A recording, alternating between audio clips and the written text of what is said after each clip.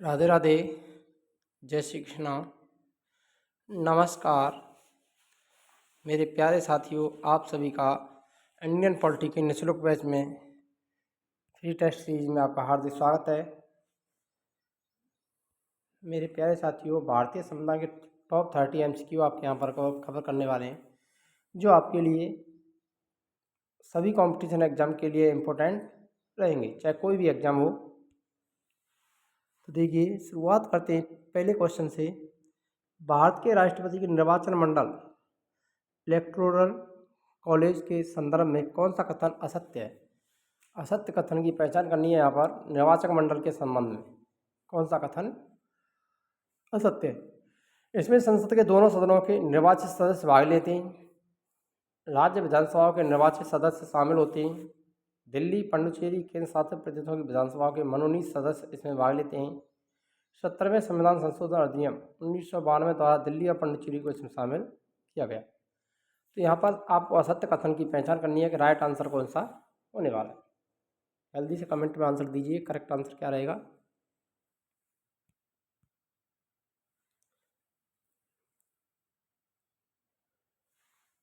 तो जिस किसी का भी ऑप्शन यहाँ पर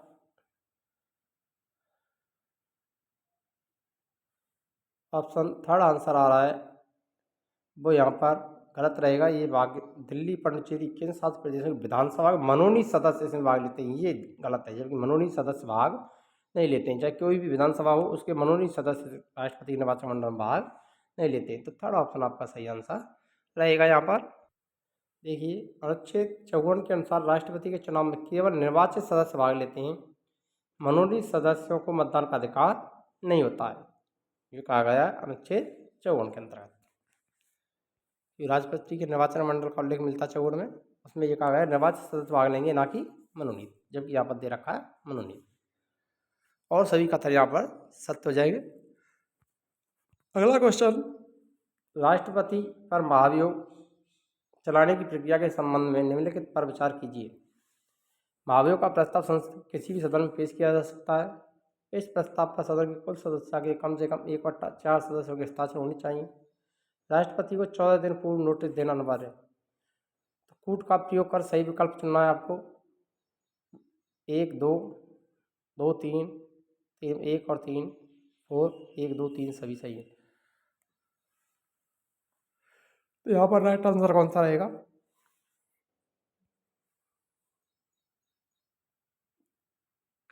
तो यहाँ पर करेक्ट आंसर हो जाएगा आपका चौथा ऑप्शन है, वो राइट आंसर हो जाएगा। अनुच्छेद 61 के तहत महाभियोग एक अर्ध न्यायिक प्रक्रिया है। प्रस्ताव लाने के लिए 1/4 सदस्यों के हस्ताक्षर और 14 दिन का नोटिस आवश्यक होता है। अगला क्वेश्चन, भारत के राष्ट्रपति की वीटो शक्ति के संदर्भ में कौन सा युग्म सही सम्मिलित नहीं है? आंतरिक वीटो, विधेयक पर अपनी राय सुरक्षित रखना, निलंबनकारी वीटो जिससे संसद द्वारा साधारण बहुमत से निरस्त किया जा सके, पॉकेट वीटो विधेयक पर ना तो सहमति देना, ना स्वीकार करना और ना ही वापस भेजना, विशेषित वीटो भारतीय राष्ट्रपति द्वारा प्रयोग की जाने वाली वह शक्ति जिससे उच्च बहुमत से रद्द किया जा सके। तो यहाँ पर राइट आंसर कौन सा होने वाला है, ये आपको बताना है, सही सम्मिलित कौन सा नहीं है।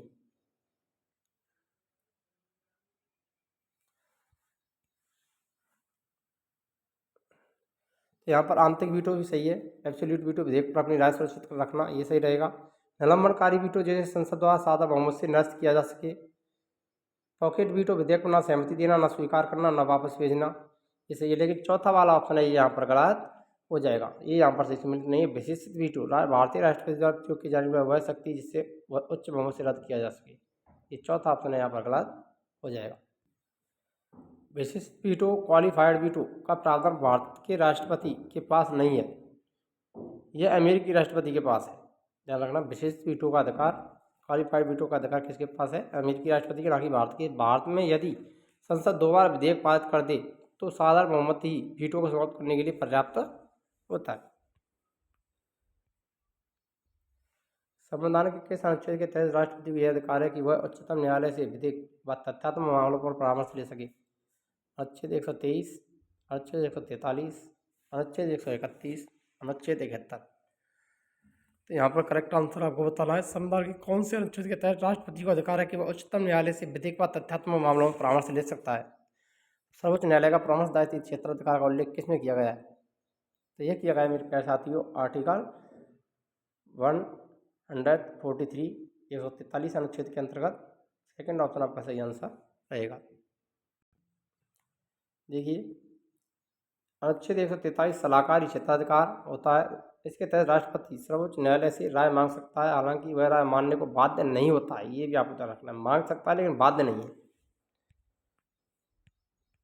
अगला क्वेश्चन, निम्नलिखित में से कौन सी राष्ट्रपति की स्वविवेकीय शक्ति के अंतर्गत आती है?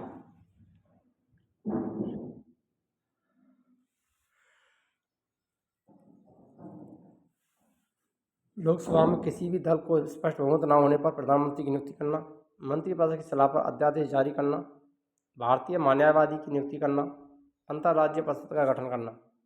यहाँ पर करेक्ट आंसर कौन सा रहेगा? राष्ट्रपति की स्वविवेकीय शक्ति के अंतर्गत आता है।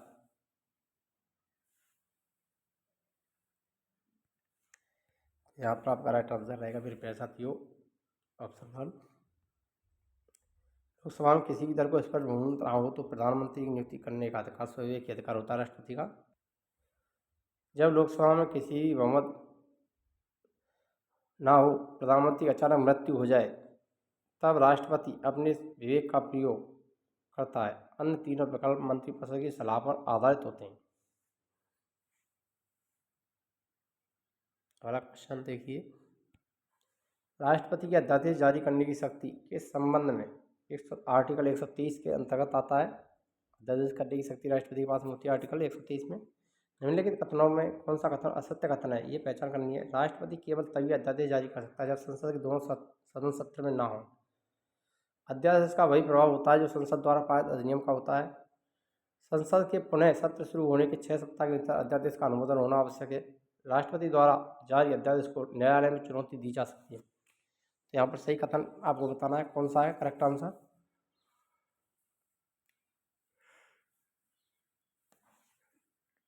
तो गलत कथन यहाँ पर कौन सा रहेगा मेरे प्यारे साथियों? तो ये रहेगा जिसका ऑप्शन ए आ रहा है, फर्स्ट ऑप्शन करेक्ट आंसर हो जाएगा। राष्ट्रपति केवल तभी अध्यादेश जारी कर सकता है संसद के दोनों सदन सत्र में ना हो, क्योंकि सत्र में हो तभी अध्यादेश जारी कर सकता है। देखिए यह कथन गलत है, क्योंकि राष्ट्रपति अध्यादेश तब भी जारी कर सकता है जब संसद का कोई एक सदन सत्र में ना हो। कानून बनाने के लिए दोनों सदनों की सहमति चाहिए, अतः एक सदन के अभाव में भी अध्यादेश लाया जा सकता है। अगला क्वेश्चन, राष्ट्रपति की क्षमादान शक्ति के अंतर्गत लघुकरण का क्या अर्थ है? राष्ट्रपति की क्षमादान शक्ति का उल्लेख आर्टिकल 72 में दिया गया है।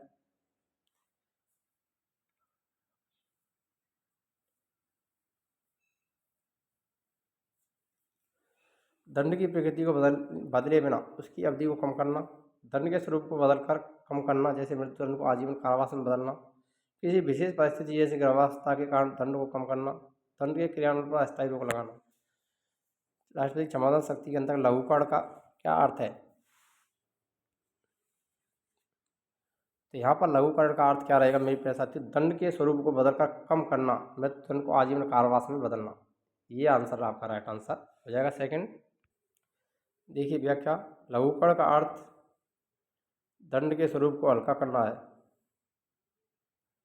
विकल्प 1 परिहार, विकल्प 3 विराम और विकल्प 4 प्रतिलंबन को दर्शाते हैं।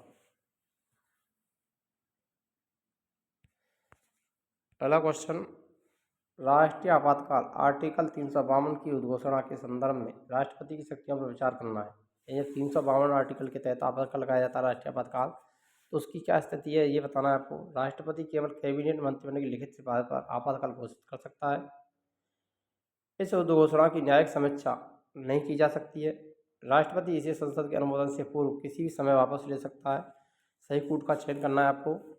ऑप्शन ए 1, 2, 3 या 4, यहाँ पर कौन सा राइट आंसर रहेगा? केवल 1, केवल 1, 2, 1 और 3, केवल 2, 3, 1, 2, 3 सभी। तो यहाँ पर आपका राइट आंसर ऑप्शन 2, 1 और 3 यहाँ पर सही रहेंगे। सेकंड ऑप्शन आपका सही आंसर हो जाएगा। लेकिन सेकंड वाला यहाँ पर गलत रहेगा। इस उद्घोषणा की न्यायिक समीक्षा नहीं की जा सकती, जबकि की जा सकती है। देखिए कथन सेकंड गलत है, क्योंकि 44वें संविधान संशोधन के बाद और मिनर्वा मिल्स मामला 1980 के स्पष्टीकरण के बाद आपातकाल की उद्घोषणा की न्यायिक समीक्षा संभव है। ये कहा गया था मिनर्वा मिल्स बाद 1980 और 44वें संशोधन के बाद में समीक्षा की जा सकती है। न्यायिक समीक्षा यहाँ पर दे रखा है नहीं की जा सकती, तो ये गलत हो जाएगा। अगला देखिए, यदि भारत के राष्ट्रपति का पद रिक्त हो जाए और कोई उपराष्ट्रपति भी ना हो तो कार्यवाहक राष्ट्रपति के रूप में कौन कार्य करेगा? लोकसभा अध्यक्ष, राज्यसभा का उपसभापति, भारत का मुख्य न्यायाधीश, CJI, attorney general of India. तो राष्ट्रपति उपराष्ट्रपति पद में से कोई भी ना हो पद पर तो कौन कार्य करता है? तो वो करेगा आपका भारत का मुख्य न्यायाधीश। थर्ड ऑप्शन आपका करेक्ट आंसर हो जाएगा। देखिए राष्ट्रपति उत्तराधिकार अधिनियम 1969 के तहत यह व्यवस्था की गई है कि न्यायमूर्ति एम हिदायतुल्ला ऐसे पहले CJI थे जिन्होंने कार्यवाहक राष्ट्रपति के रूप में कार्य किया था। अगला क्वेश्चन, निम्नलिखित में से कौन सी राष्ट्रपति की विधायी शक्ति है? प्रत्येक आम चुनाव के बाद संसद के प्रथम सत्र को संबोधित करना, उच्चतम न्यायालय से कानूनी सलाह लेना, सैन्य बलों के प्रमुखों की नियुक्ति करना, राज्यपालों की नियुक्ति करना। राष्ट्रपति की विधायी शक्ति के अंतर्गत कौन सा आता है, यहाँ पर ये बताना है आपको। करेक्ट आंसर कौन सा रहेगा? तो यहाँ पर आपका राइट आंसर हो जाएगा मेरे प्यारे साथियों, ऑप्शन 1। प्रत्येक आम चुनाव के बाद संसद के प्रत्येक सत्र को संबोधित करना, ये विधायी शक्ति के अंतर्गत आता है। देखिए संसद का सत्र बुलाना, उसे संबोधित करना, सत्रावसर करना राष्ट्रपति की विधायी शक्तियों के हिस्सा है। सत्र बुलाना, संबोधित करना और सत्रावसर करना। अन्य विकल्प न्यायिक और कार्यकारी शक्तियों से संबंधित हैं। राष्ट्रपति के कार्यकाल के संबंध में निम्नलिखित कथनों में से कौन सा कथन सही है? राष्ट्रपति 5 वर्ष की अवधि के बाद अपने पद पर नहीं रह सकता। वह अपना त्यागपत्र भारत के मुख्य न्यायाधीश को सौंपता है। संविधान में राष्ट्रपति के पुनर्निर्वाचन पर रोक लगाई गई है। कार्यकाल समाप्त होने के उपरांत भी वह तब तक पद पर बना रहता है जब तक कि उसका उत्तराधिकारी पद ग्रहण न कर ले। तो सही कथन की पहचान करनी है आपको। यहाँ पर कौन सा राइट आंसर रहेगा?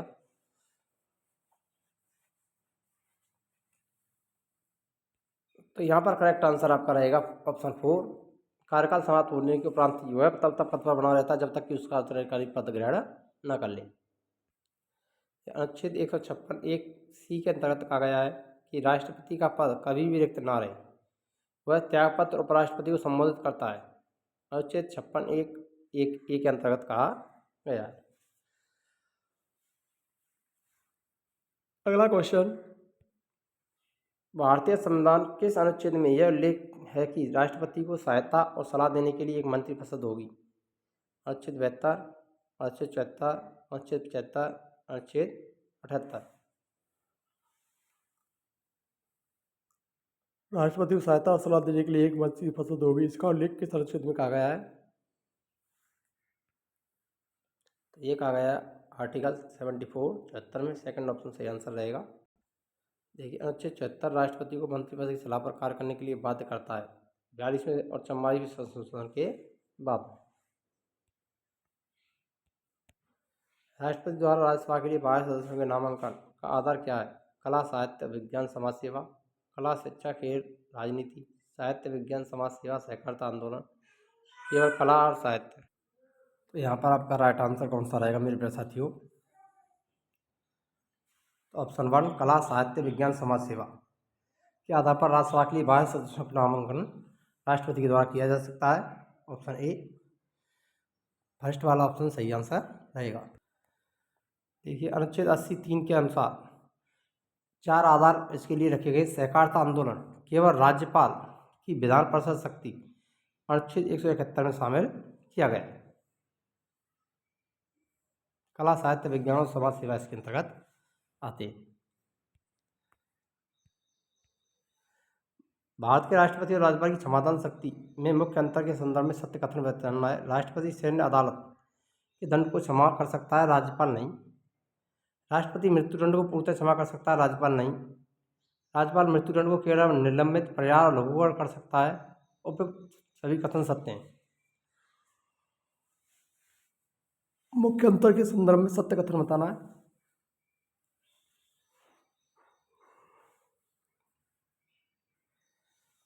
तो यहाँ पर आपका राइट आंसर कौन सा रहेगा? ऑप्शन 4 करेक्ट आंसर रहेगा। ये सभी कथन यहाँ पर सत्य रहेंगे। राष्ट्रपति राज्यपाल की क्षमादान शक्ति, मृत्युदंड, सैन्य अदालत ही प्रमुख विधेयक बिंदु हैं। राज्यपाल मृत्युदंड को पूर्णतः क्षमा नहीं कर सकता, केवल उसकी प्रकृति बदल सकता है। राष्ट्रपति की वित्तीय शक्तियों के संदर्भ में निम्नलिखित में से कौन सा कथन असत्य है? धन विधेयक, मनी बिल, उसकी पूर्व अनुमति के बिना संसद में पेश नहीं किया जा सकता।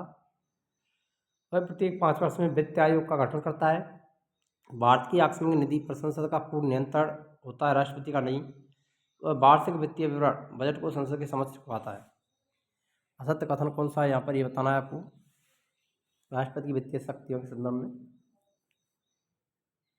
तो यहाँ पर असत्य कथन हो जाएगा ऑप्शन 3 करेक्ट आंसर रहेगा। भारत की आकस्मिक निधि पर संसद का पूर्ण नियंत्रण होता है, राष्ट्रपति का नहीं। ये गलत है, जबकि राष्ट्रपति का भी नियंत्रण होता है। अनुच्छेद 267 के तहत आकस्मिक निधि राष्ट्रपति के अधिकार में होती है ताकि वह अप्रत्याशित खर्चों को तुरंत मंजूरी दे सके। इसका उल्लेख मिलता है अनुच्छेद 267। निम्नलिखित में से कौन राष्ट्रपति के निर्वाचन में तो भाग लेते हैं लेकिन उनके महाभियोग की प्रक्रिया में शामिल नहीं होते हैं? लोकसभा के निर्वाचित सदस्य, राज्यसभा के निर्वाचित सदस्य, राज्यों की विधानसभाओं के निर्वाचित सदस्य, संसद के दोनों मनोनीत सदस्य। राष्ट्रपति के निर्वाचन में तो भाग लेते हैं लेकिन उनके महाभियोग की प्रक्रिया में भाग नहीं लेते हैं। तो यहाँ पर करेक्ट आंसर कौन सा रहेगा? राज्यों की विधानसभाओं के निर्वाचित सदस्य भाग तो लेते हैं निर्वाचन प्रक्रिया में, लेकिन महाभियोग की प्रक्रिया में ये शामिल नहीं किए जाते। थर्ड ऑप्शन आपका सही आंसर रहेगा। विधानसभा सदस्य चुनाव में वोट देते हैं पर महाभियोग में नहीं। इसके विपरीत संसद के मनोनीत सदस्य चुनाव में वोट नहीं देते पर ये महाभियोग में भाग लेते हैं। संसद के मनोनीत सदस्य महाभियोग में तो भाग लेंगे लेकिन निर्वाचन में भाग नहीं लेते, जबकि विधानसभा के सदस्य निर्वाचन में भाग लेते हैं लेकिन महाभियोग में अपना ये वोट नहीं देते। अगला है अनुच्छेद 58 के अनुसार राष्ट्रपति पद की योग्यता के संदर्भ में कौन सा कथन गलत है? वह भारत का नागरिक हो, 35 वर्ष की आयु पूर्ण कर चुका हो, राज्यसभा का सदस्य चुने जाने के लिए योग्य हो, वह किसी लाभ के पद पर ना हो। तो गलत कथन की पहचान करनी है। यहाँ पर कौन सा करेक्ट आंसर रहेगा? तो यहाँ पर आपका करेक्ट आंसर होगा वह राज्यसभा का सदस्य चुने जाने के लिए योग्य हो। ये गलत आंसर रहेगा, क्योंकि राष्ट्रपति को लोकसभा का सदस्य बनने की योग्यता रखनी चाहिए, ना कि राज्यसभा की शर्त उपराष्ट्रपति के लिए होती है। ध्यान रखना, राष्ट्रपति किसका होना? लोकसभा सदस्य बनने की योग्यता रखता हो, राज्यसभा का नहीं, जबकि उपराष्ट्रपति राज्यसभा की का सदस्य बनने की योग्यता रखना आवश्यक होता है। अगला क्वेश्चन, राष्ट्रपति की सैन्य शक्तियों के बारे में विचार करना है। वह तीनों सेनाओं का सर्वोच्च सेनापति होता है, थल, जल और वायु सेना के प्रमुखों की नियुक्ति करता है। वह किसी भी देश के विरुद्ध युद्ध की घोषणा, शांति की स्थापना और अपने विवेक से कर सकता है। तो सही कूट का चयन करना है, केवल 1 2 2 3 1 3 1 2 3 सभी सही है। तो जल्दी से जल्दी कमेंट में आंसर दीजिए करेक्ट आंसर यहाँ पर कौन सा रहेगा, कौन सा कूट सही है। तो यहाँ पर आपका राइट आंसर रहेगा केवल 1 और 2, फर्स्ट ऑप्शन सही आंसर रहेगा, तीसरा ऑप्शन है यहाँ पर गलत आंसर हो जाएगा। देखिए, युद्ध और शांति की घोषणा राष्ट्रपति संसद के नियंत्रण और मंत्रिपरिषद की सलाह पर करता है, यह उसकी स्वविवेकी शक्ति नहीं होती है।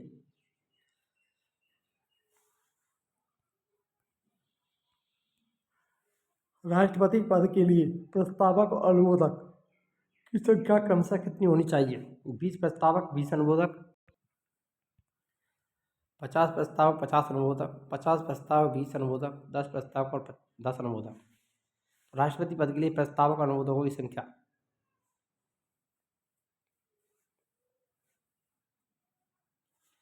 तो यहाँ पर करेक्ट आंसर कौन सा रहेगा? 50 प्रस्तावक और 50 अनुमोदक, सेकंड ऑप्शन आपका राइट आंसर हो जाएगा। इससे पहले 20 प्रस्तावक और 20 अनुमोदक होते थे। यह प्रावधान 1997 में लागू किया गया ताकि केवल गंभीर प्रत्याशी चुनाव लड़ सकें।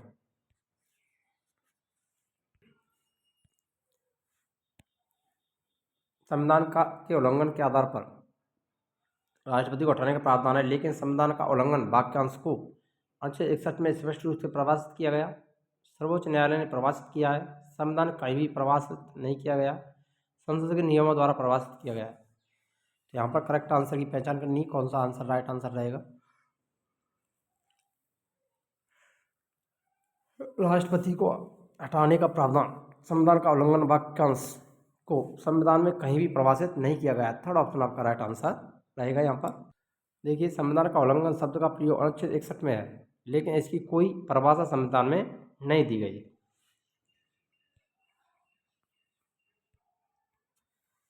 राष्ट्रपति के निर्वाचन में मत मूल्य के संदर्भ में निम्नलिखित कथनों पर विचार कीजिए। एक विधायक के मत मूल्य अलग अलग राज्यों से भिन्न भिन्न होते हैं। एक संसद सदस्य एमपी के मत का मूल्य प्रत्येक राज्य में अलग अलग होता है। मत मूल्य की गणना के वर्तमान में 1971 की जनगणना को आधार माना गया है। तो सही कोड का चयन करना है आपको। यहाँ पर फर्स्ट, सेकंड, थर्ड, फोर्थ, कौन सा कोड यहाँ पर सही रहेगा।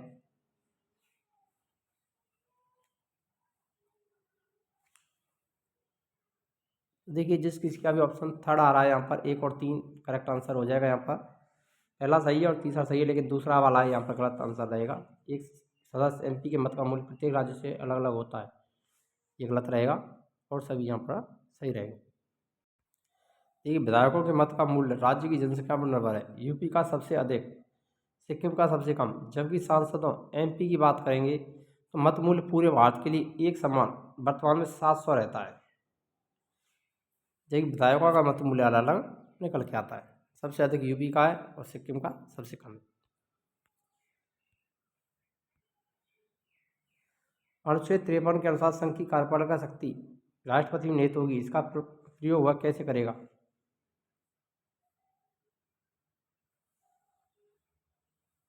केवल स्वयं सीधे तौर पर, केवल प्रधानमंत्री के माध्यम से, स्वयं अथवा अपने अधीनस्थ अधिकारियों के माध्यम से, केवल कैबिनेट सचिव के माध्यम से।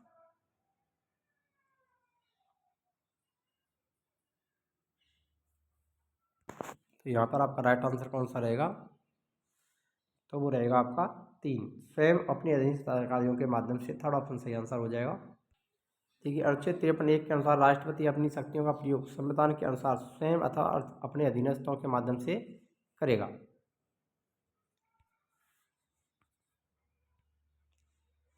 राष्ट्रपति की जेबी वीटो शक्ति के संदर्भ में डाकघर संशोधन विधेयक 1986 के संबंध में भारत के राष्ट्रपति कौन थे। Rajendra Prasad, Giani Zail Singh, V Giri, APJ Abdul Kalam. जेबी वीटो डाकघर संशोधन विधेयक 1986 में किसने प्रयोग किया था पहली बार भारत में।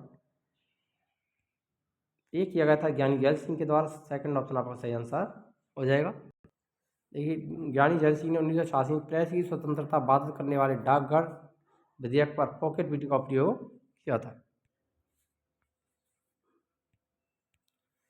राष्ट्रपति को प्रस्ताव निलंबनकारी वीटो के संबंध में निम्नलिखित कथनों पर कौन सा कथन सत्य है। राष्ट्रपति किसी विधेयक को अनिश्चित काल के लिए रोक सकता है। धर्म विधेयक के मामले में राष्ट्रपति निलंबनकारी वीटो का प्रयोग नहीं कर सकता।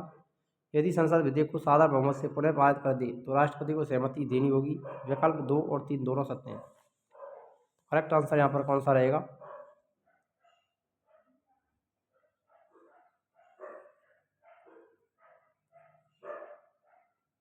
यहाँ पर राइट आंसर आपका हो जाएगा मेरे प्यारे साथियों, ऑप्शन 4 करेक्ट आंसर हो जाएगा। देखिए, राष्ट्रपति धर्म विधेयक को पुनर्विचार के लिए नहीं लौटा सकता है, अतः निलंबनकारी वीटो लागू नहीं। साधारण विधेयकों को लौटाने पर यदि संसद को साधारण बहुमत से पुनः पारित कर दे तो राष्ट्रपति बाध्य हो जाता है। निम्नलिखित में से कौन सा कूट सही सुमेलित नहीं है। अनुच्छेद 54 राष्ट्रपति निर्वाचन, अनुच्छेद 55 राष्ट्रपति की निर्वाचन रीति का उल्लेख, अनुच्छेद 60 राष्ट्रपति द्वारा शपथ या प्रतिज्ञा का उल्लेख, अनुच्छेद 61 राष्ट्रपति के पद की रिक्तता को भरने के लिए निर्वाचन का समय। यहाँ पर असुमेलित कूट की पहचान करनी है। आपको पता ही होगा 61 में क्या मिलता है, महाभियोग मिलता है। क्या मिलता है, महाभियोग। महाभियोग का उल्लेख किया गया है 61 में, जबकि यहाँ पर दिया कार्यकाल, ये गलत रहेगा। चौथा ऑप्शन आपका राइट आंसर यहाँ पर रहेगा, ये सुमेलित नहीं है। कार्यकाल का उल्लेख मिलता है अनुच्छेद 58 में किया गया है। अनुच्छेद 61 में महाभियोग की प्रक्रिया का वर्णन है। चुनाव का समय और पद की रिक्तता भरने का प्रावधान अनुच्छेद 62 में मिलता है। पद की रिक्तता भरना और चुनाव के समय का उल्लेख में मिलेगा 62।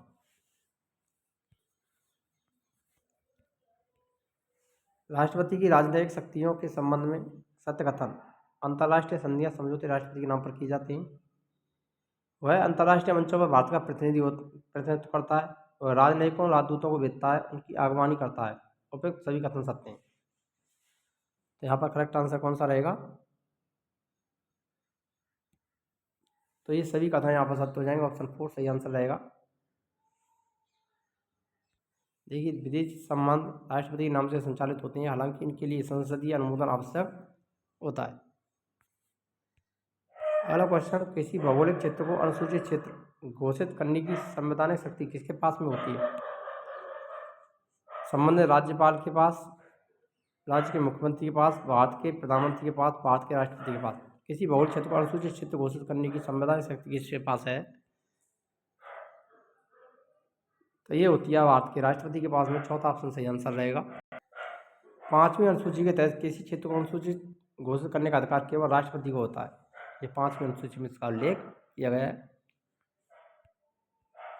राष्ट्रपति चुनाव के संबंध में उठने वाले सभी विवादों की जांच और फैसला किसके द्वारा किया जाता है? भारत के निर्वाचन आयोग द्वारा, भारत की संसद द्वारा, उच्चतम न्यायालय द्वारा, केंद्रीय सतर्कता आयोग द्वारा। तो यहाँ पर रहेगा राइट आंसर उच्चतम न्यायालय, सुप्रीम कोर्ट। थर्ड ऑप्शन सही आंसर रहेगा। अनुच्छेद 71 स्पष्ट करता है कि राष्ट्रपति उपराष्ट्रपति चुनाव विवादों का एकमात्र अधिकार क्षेत्र सर्वोच्च न्यायालय। राजेंद्र प्रसाद के बाद भारत के वे कौन से राष्ट्रपति थे जो निर्विरोध चुने गए?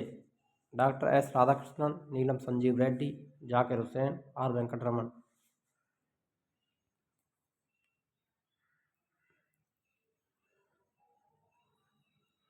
वो कौन थे? नीलम संजीव रेड्डी। सेकंड ऑप्शन आपका राइट आंसर रहेगा। पद पर रहते हुए मरने वाले प्रथम व्यक्ति डॉक्टर जाकिर हुसैन राष्ट्रपति थे, जिनकी पद पर रहते हुए मृत्यु हुई थी। नीलम संजीव रेड्डी 1977 और 82 एकमात्र राष्ट्रपति हैं जो निर्वाचित हुए थे। राष्ट्रपति द्वारा अध्यादेश जारी करने की शक्ति के संदर्भ में कूपर केस 1970 का क्या महत्व है? अध्यादेश की न्यायिक समीक्षा नहीं की जा सकती। राष्ट्रपति अध्यादेश जारी करने की संतुष्टि को असदबाव के आधार पर चुनौती दी जा सकती है। अध्यादेश केवल धर्म विधेयक के मामले में लाया जा सकता है। अध्यादेश केवल किसी संसद की पूर्व अनुमति की आवश्यकता होती है। यहाँ पर करेक्ट आंसर कौन सा रहेगा?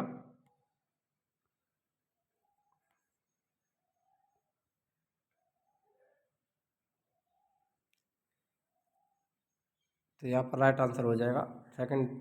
राष्ट्रपति अध्यादेश जारी करने की संतुष्टि को असदभाव के आधार पर चुनौती दी जा सकती है। सेकंड ऑप्शन सही आंसर हो जाएगा। कूपर केस 1970 में सुप्रीम कोर्ट ने व्यवस्था दी कि राष्ट्रपति के अध्यादेश जारी करने की शक्ति को न्यायिक समीक्षा से परे नहीं है। अगर आपको वीडियो अच्छी लगी हो तो वीडियो लाइक करें, शेयर करें और चैनल पर नए हो तो चैनल को सब्सक्राइब करना ना भूलें। यहाँ पर आपके सभी कॉम्पिटिशन एग्जाम की निःशुल्क तैयारी हमारे BS polity GK trick YouTube channel पर करवाई जा रही है, चाहे कोई भी कॉम्पिटिशन एग्जाम हो। मिलते हैं नेक्स्ट वीडियो में, तब तक के जय हिंद, राधे राधे, जय श्री कृष्ण।